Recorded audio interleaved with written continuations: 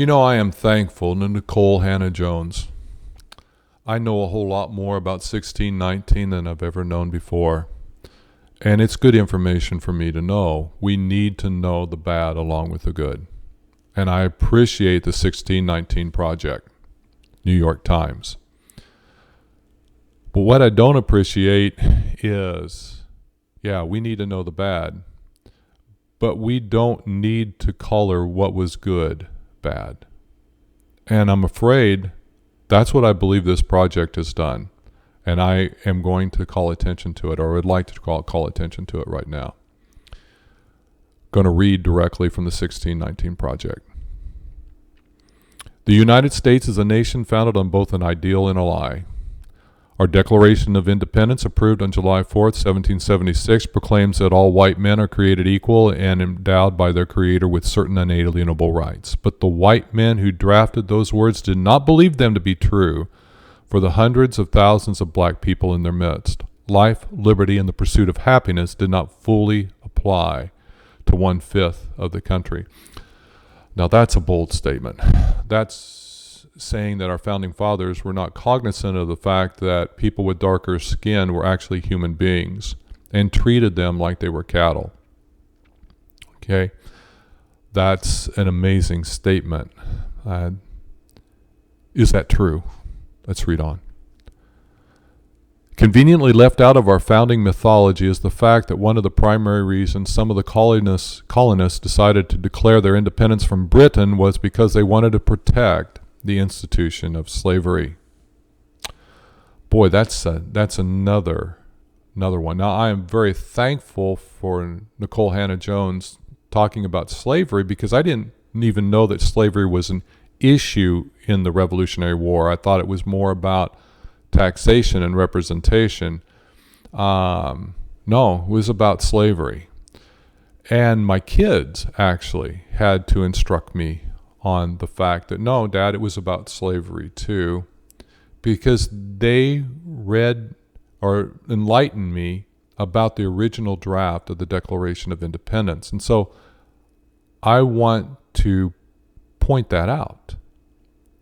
The rough draft of the Declaration of Independence was not the final draft. Written in Jefferson's hand, we have a copy of that rough draft. I'm going to show that to you. And as I try to read it, I'm going to do my best to say that, slavery was an issue in the Revolutionary War, but it's not like the 1619 Project proclaims it to be. Not at all. Let's listen to what Jefferson wrote.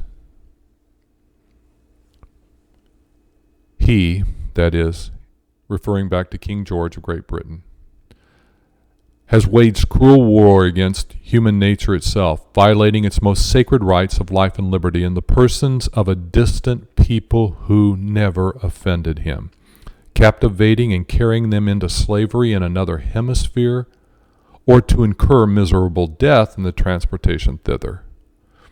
This piratical warfare, this opprobrium of infidel powers, is the warfare of the Christian King of Great Britain, determined to keep open a market where men should be bought and sold.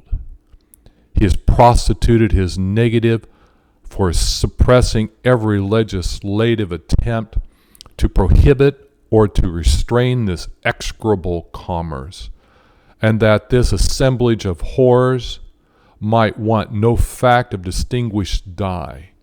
He is now exciting those very people to rise in arm among us and to purchase that liberty of which he has deprived them, and murdering the people upon whom he also obtruded them, thus paying off former crimes committed against the liberties of one people with crimes which he urges them to commit against the lives of another.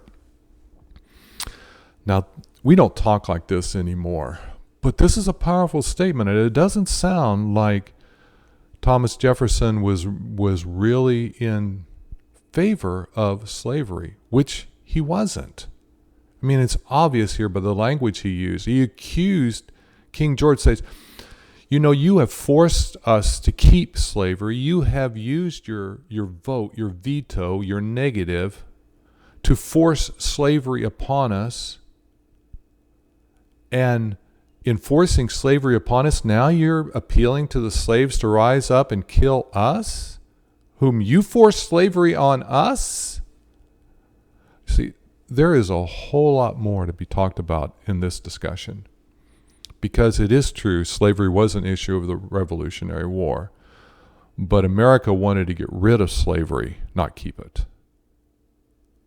And they wanted to separate from Great Britain and put their life on the line against Great Britain because they wanted to get rid of slavery, not embrace it.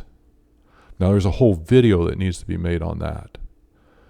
But this is the exact opposite of what the 1619 Project proclaims. Now, I have a problem with this. Why not? Why not look for the good in our history and encourage it? Here it is, right here.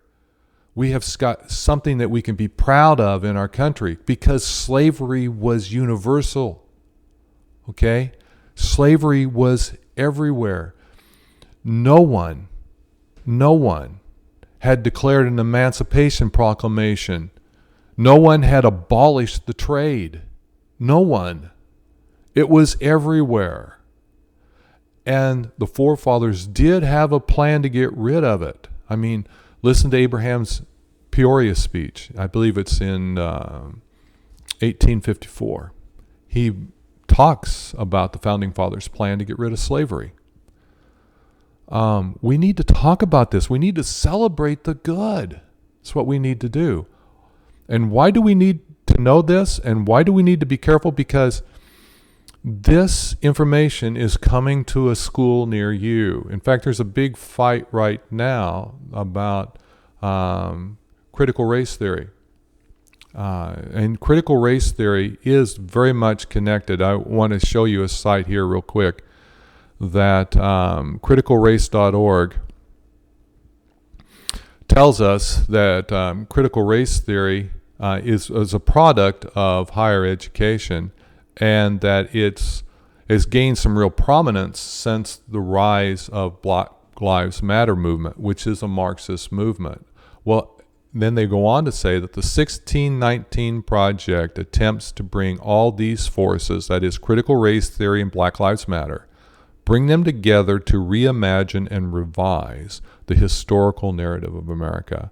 And this is coming to a school near you. Now, Oklahoma and Tennessee will not allow it. They've already passed laws that will not be taught there. But critical race theory in the state of Washington has now been mandated. The kids will learn. So if you're in the state of Washington, you definitely need to know this stuff. This is not good. We need to look for the good, and we need to encourage it. There's a passage in 1 Corinthians chapter 13 that says, love rejoices in the truth. We need a whole lot more love, and love is failing us really bad right now because love rejoices in the truth. And I believe that we need to love the good parts and embrace those good parts and promote those good parts. We need to know about the bad ones so we don't make those mistakes again.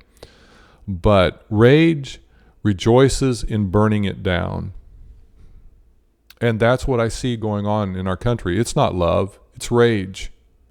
Rage rejoices in burning it down. And who cares if our founding fathers had a good idea?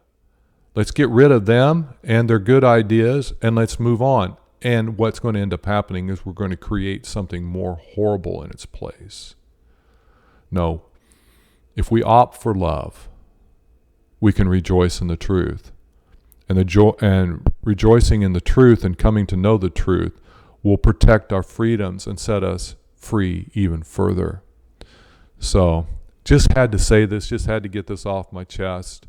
I feel responsible.